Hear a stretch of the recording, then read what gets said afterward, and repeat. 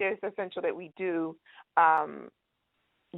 start to tap into how to maintain ourselves without the help of government assistance. So, for instance, like those women that went in Georgia that didn't have those food stamps, if they had a garden, they would have been like, or they had some other means of a food source, if they were into canning, preserving, stuff like that, it might not have been such a devastating crisis to be at the mercy of the government to turn your food stamps back on. You know what I mean?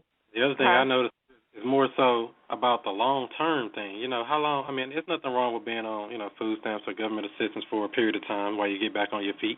But when you got years and years and years under your belt just living off the system, even though I feel like they owe us that, but it still doesn't help us psychologically. We don't want to get up and be innovative or be productive, to uplift ourselves. It makes us stagnant, and we just want to sit back, collect our food stamps, collect our, pay our $3 rent or whatever, and, live the good life. It's hurting. So I hear people say all the time about, it's interesting that you say, they owe us that, right? And I hear people say all the time about reparations. So if they don't give you food stamps, what is reparations like? What are you thinking that is? Like the form of a big check and land? Like what is reparations to you?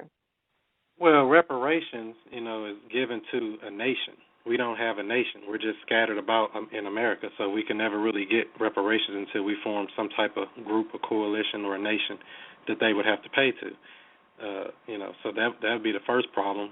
The second thing, we got to argue with more black people to say that we need reparations over white people. White people might say it's good, but you got to fight.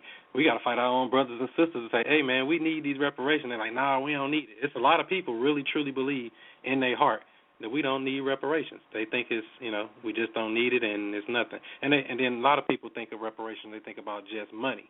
But we don't need just money. We need, land, resources, means of production and distribution.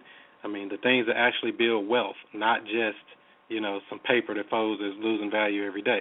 And we get caught up in that a lot of times and don't realize that, it's deeper than that. It's not that simple. And then the other thing, we don't even know who's going to pay the reparations because we can't even name all guilty parties.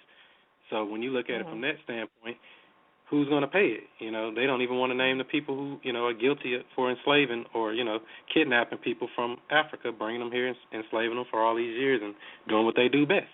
So, that's the problem we run into with reparations from my standpoint.